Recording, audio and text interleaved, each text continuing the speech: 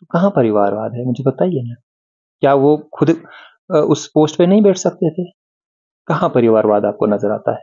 अस्सलामुअलैकुम, आदाब नाजरीन, आप देख रहे हैं एटीएन। मैं हूं आपका मेज़बान किफ़ायतुल्लाह सईद।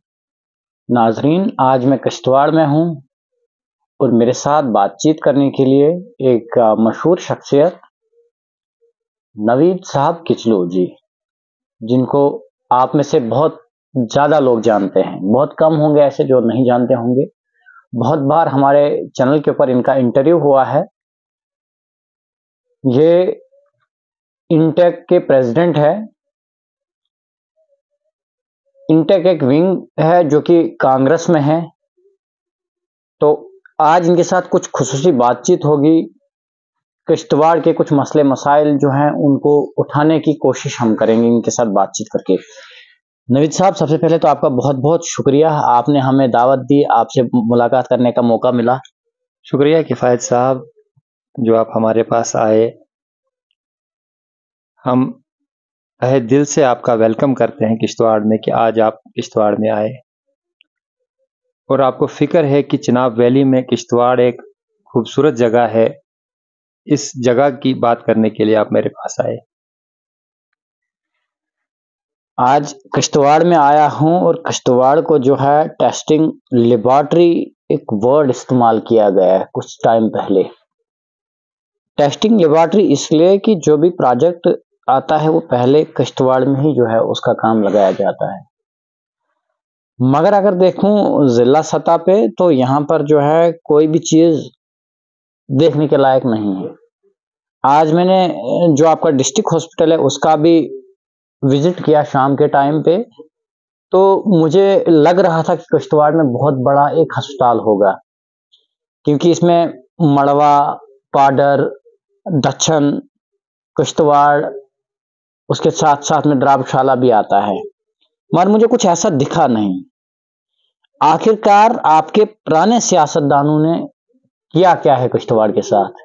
इंसाफ क्यों नहीं हो रहा है किश्तवाड़ के साथ? देखिए, यहाँ पे सबसे पहले मैं ओम मेहता जी की बात करना चाहूँगा, जो किश्तवाड़ को रिप्रेजेंट करते थे, जिन्होंने श्रीमती इंदिरा गांधी जी को किश्तवाड़ में लाया। आज भी अगर आप शालेमार में जाके देखेंगे, वहाँ पे एक चिनार का दरख्त लगाया गया है, जो इस बात का गवाह है कि डलहस्ती पावर प्रोजेक्ट को लाने में अगर किसी का हाथ है तो वो ओम मेहता जी का है। ओम मेहता जी ने यहाँ पे डलहस्ती पावर प्रोजेक्ट लाया, यहाँ पे ये लोगों को रोजगार मिला। यहाँ पे लोग जो पहले थे बहुत गरीब लोग थे। कहीं ना कहीं देखा जाए तो डेवलपमेंट जो है वहां से शुरू होती है। अगर आप उस दौर की बात करें तो यहाँ के लोग जो थे वो बहुत पिसे हुए लोग थे। अगर आप हिंदुस्तान के नक्शे में कहीं किश्तवाड़ को देखते तो आपको किश्तवाड़ कहीं नजर नहीं आता। तो डलहस्ती पावर प्रोजेक्ट आज की वक्त में तैयार हो चुका है। आप देखते हैं कि यहाँ से बिजली बन के आज दूसरी स्टेटों को रोशनास कर रही है। इसी तरह आप बात करें आज के वक्त की, कि आज भी यहाँ पे बड़े सारे प्रोजेक्ट्स जो हैं काम कर रहे हैं, जो बिजली पे काम कर रहे हैं। तो बड़ी बदकिस्मती है, डलहस्ती पावर प्रोजेक्ट जब यहाँ पे था तो 10 से 12 हजार लोग यहाँ काम करते थे, जिनको रोजगार हुआ करता था। आज मौजूदा सरकार आप देख रहे हैं कि इतने प्रोजेक्ट यहाँ होने के बावजूद भी मुझे नहीं लगता है कि 6,000 से ऊपर यहाँ के युवाओं को नौकरी मिली है। यहाँ के लोग जो थे वो जानते थे कि पावर प्रोजेक्ट में काम कैसे करना था। उनके पास बहुत अच्छा एक्सपीरियंस था, जो एक्सपीरियंस उन्होंने डलहस्ती पावर प्रोजेक्ट में लिया था।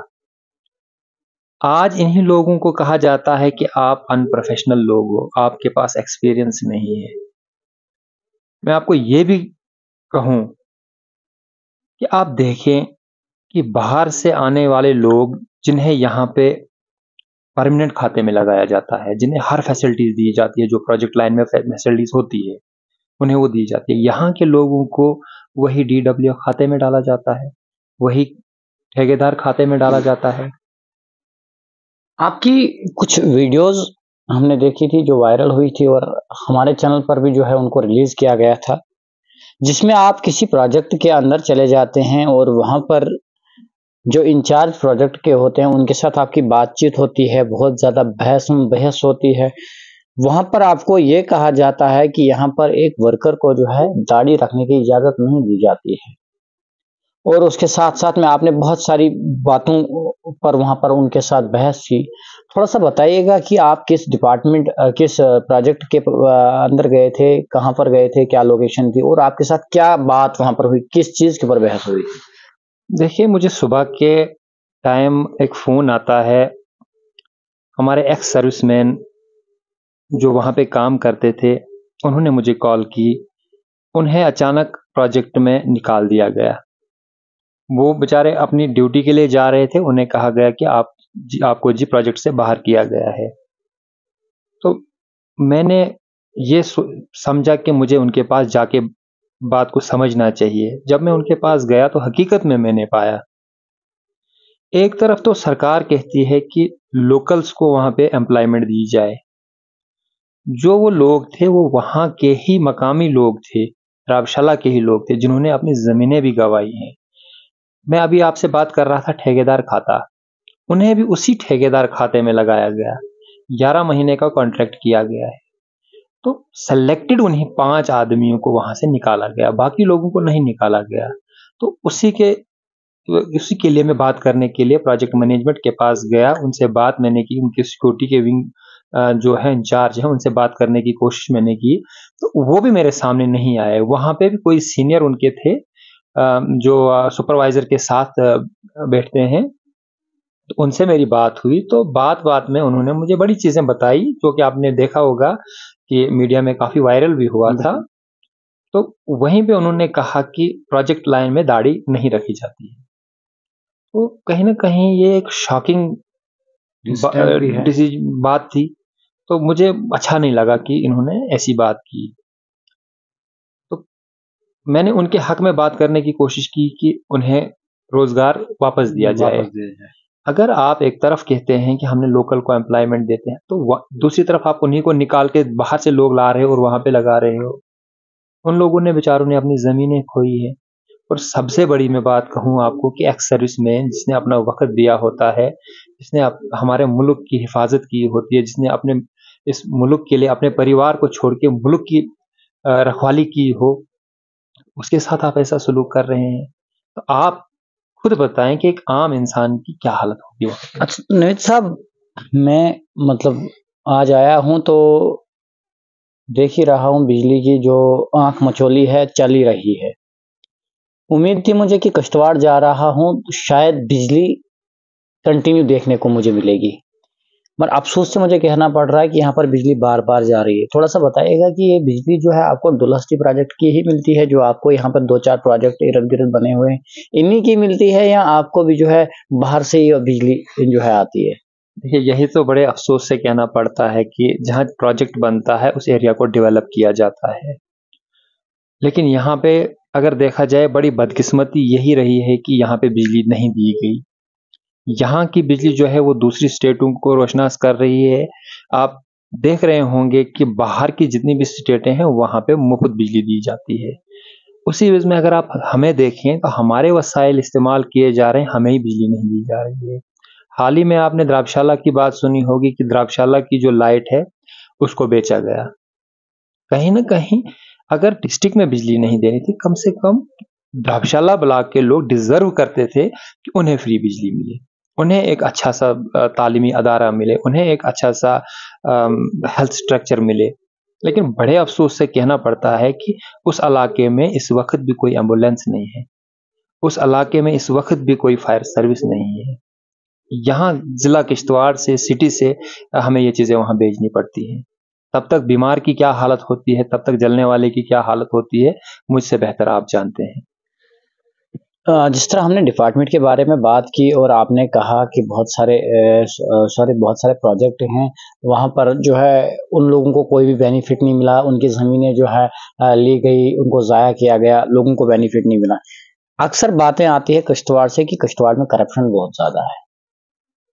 अगर एक आदमी जो है वो पीएचई में ड्यूटी करता है और वो उसके साथ साथ में उसको जो है किसी डिपार्टमेंट से भी सैलरी मिलती है, किसी प्रोजेक्ट से भी सैलरी मिलती है। किस तरह आखिर हो पाता है?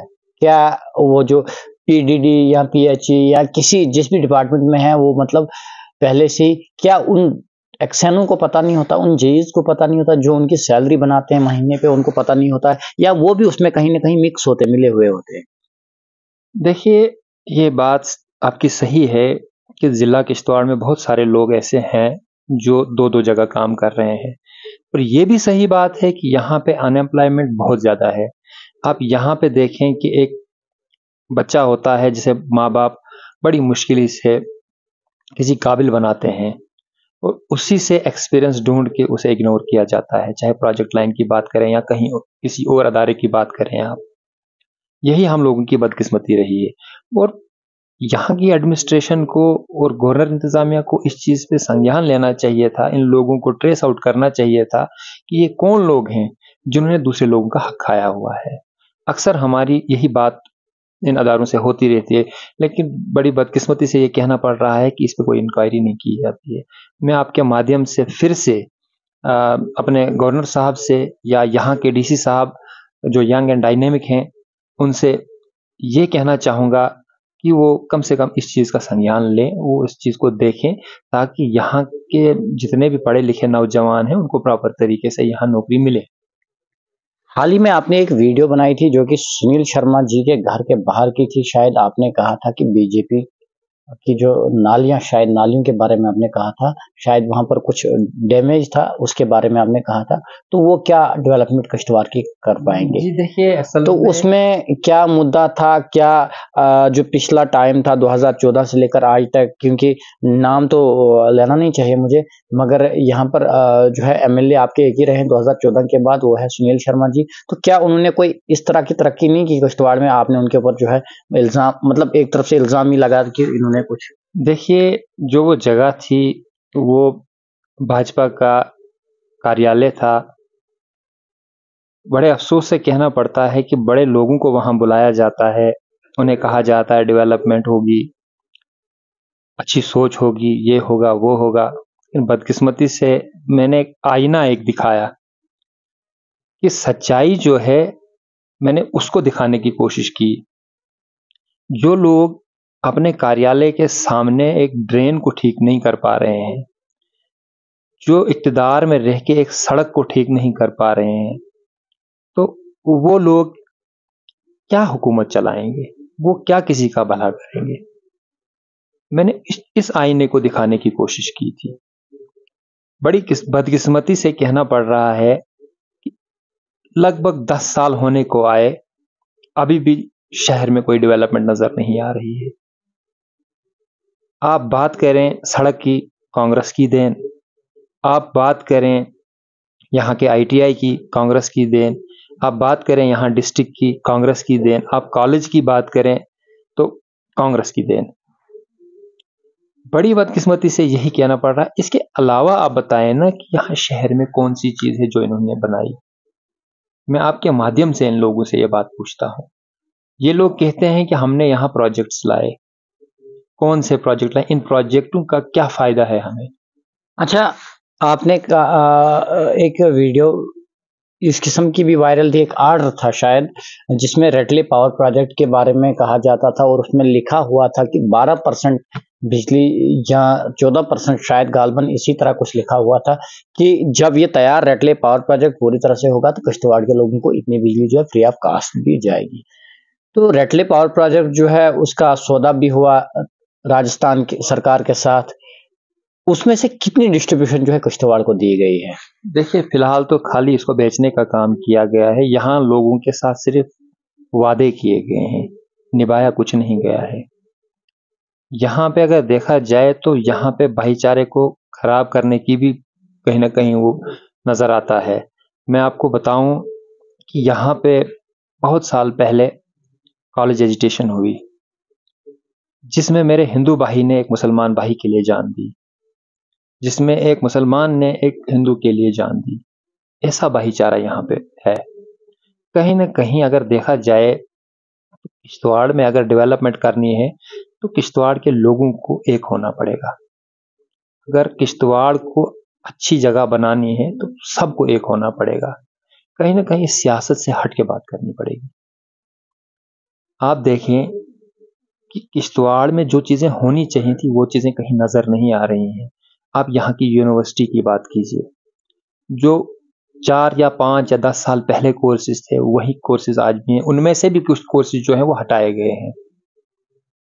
आप इसी तरह कॉलेज की बात करें कि जो कोर्सेज कॉलेज में हुआ करते थे वही कोर्सेज अभी भी हैं, उनको अपग्रेड अभी तक नहीं किया गया है। देखिए, जहाँ एजुकेशन होती है वहीं डेवलपमेंट होती है। जब आप एजुकेशन आप लोगों को देंगे तो उससे डेवलपमेंट पैदा होगी। सुनने में ये भी आता है कि किश्तवाड़ में उस लेवल की डेवलपमेंट नहीं हुई जो किश्तवाड़ को चाहिए थी। रिसेंटली 1-2 साल से मैं देख रहा हूँ कि किश्तवाड़ का जो मुगल मैदान इलाका है, यहाँ दूर दराज इलाके हैं जिनको जो है टूरिज्म मैप पर उतारा गया है। बहुत मतलब कम टाइम हुआ। तो इससे पहले सरकारें कहाँ थी? कहाँ थे वो जिन्होंने आपके वोट लिए? देखिए, यहाँ पे टूरिज्म की बात आपने की, यहाँ हमेशा नेशनल कॉन्फ्रेंस ही ज़्यादा रही, लगभग 40 साल रही। तो हमने कभी भी नहीं सुना कि किश्तवाड़ को टूरिज्म में पे लाया गया। या भद्रवाह की बात करें, डोडा की बात करें, या आप यहाँ सुरूड़ इलाके की बात करें, उसके अलावा या आप मड़वा की बात करें, वर्णवन की बात करें, अपने बौंजवा की बात करें, बहुत खूबसूरत इलाके हैं। इनको कभी भी डेवलप करने की बात नहीं की गई। आज बड़े नेताओं को देखा जाता है कि वो टूरिज्म टूरिज्म टूरिज्म की बात करते हैं।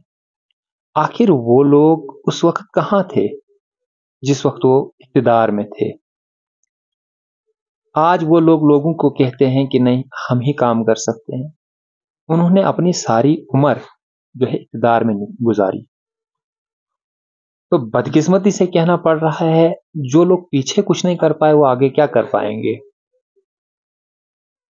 ये बदकिस्मती हम लोगों की है कि टूरिज्म को किसी मैप पे नहीं लाया गया।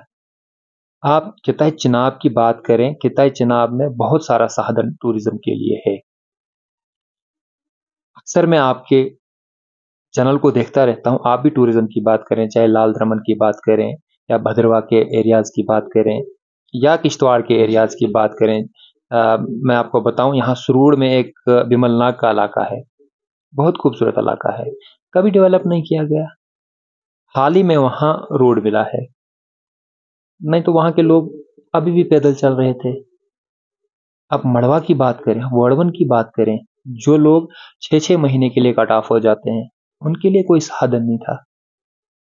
इस वक्त भी इस वक्त भी आप मड़वा में जाएंगे, इस वक्त भी वहां का लाइट का कोई सोर्स ही नहीं है। मोदी जी का कहना है कि अब हर घर पानी, हर घर नल, हर घर बिजली पहुंचेगी और हर घर रोड पहुंचेगी। आप आज के दौर में भी ऐसा कह रहे हैं कि इन जगहों पर अभी भी रोड नहीं है, अभी भी पानी नहीं, अभी भी बिजली नहीं है। आज भी आप ब्लेम मोदी सरकार पर करते हैं, जबकि मोदी जी कहते हैं डिजिटल इंडिया। देखिए, मैं आपको बताऊं, आपने हर घर नल की बात की। जिला किश्तवाड़ में मुझे नहीं लगता है कि कोई भी महिला, कोई भी पंचायत ऐसी हो जहां प्रॉपर पानी हो। आप रिकॉर्ड देखें, कितनी बार यही भाजपा के लोग प्रोटेस्ट पे होते हैं पानी के लिए। यहाँ मोदी जी आए, उन्होंने कहा चिनाब बह रहा है, हम चिनाब का पानी लाएंगे। यहाँ के जितने नेता हैं वो उसमें डूब जाएंगे। तो आखिर आपसे मैं पूछता हूं, वही भाजपा के लोग प्रोटेस्ट क्यों कर रहे हैं इस वक्त? उस वक्त तो उन्हीं के बड़े नेता डूबेगी, यहाँ अभी पे नहीं आए डूबे। थे। वो तो आप साफ देख रहे हैं, वो आप साफ देख रहे हैं। मोदी जी का यहाँ के लोगों को ख्वाब दिखाया था, यहाँ पे आके उन्होंने कहा था। आप सोशल मीडिया देखिए, भाजपा के लोग पानी के लिए प्रोटेस्ट कर रहे हैं। आखिर वो क्यों प्रोटेस्ट कर रहे हैं? उन्हीं लोगों ने तो यहाँ पे मोदी जी को लाया था। उन्होंने ही तो कहा था सबका विकास, विकास सबका, सबका साथ। कहाँ है वो साथ, कहाँ है विकास? किस विकास की बात कर रहे हैं आप? अच्छा, अच्छा, एक सवाल होगा, क्या आप ये मानते हैं कि मोदी के आने से भारत में तरक्की हुई, जम्मू कश्मीर में तरक्की हुई? जी बिल्कुल नहीं। लोग बार बार ये कहा जाता है कि बहुत सारे मकान कैसे मिले, लोगों को पक्के घर मिले, जल जीवन मिशन मिला। देखिए, आप खुद देख रहे हैं यहाँ पे ज्यादा बिल्डोजर ही लोगों को मिला। शायद आप भूल चुके हैं कि यहाँ के लोगों को किस तरह सताया गया। पिछली सरकारों ने तो एक अच्छा काम किया था, लोगों को बसाया था। भाजपा सरकार क्या कर रही है? भाजपा सरकार तो उजाड़ने का काम कर रही है। वो तो लोगों को घर से बेघर करने का काम कर रही है। क्या इसको आप विकास कहते हैं? आप कह रहे हैं कि भाजपा सरकार जो है डोजर लगाने का काम करती है। भाजपा सरकार का जो मेन पॉइंट है वो ये कहते हैं कि कांग्रेस जो है वो परिवारवाद करती थी। पहले बाप, फिर बेटा, फिर उसका पोता। देखिए, अगर आप गौर से देखेंगे तो भाजपा में भी आपको ऐसे लोग मिलेंगे जो पहले बाप था फिर बेटा बना। तो देखिए, ये ब्लेम आप नहीं लगा सकते। आप देख रहे हैं कि इस वक्त गांधी परिवार की बात करूं, इस वक्त खड़गे साहब प्रेसिडेंट हैं।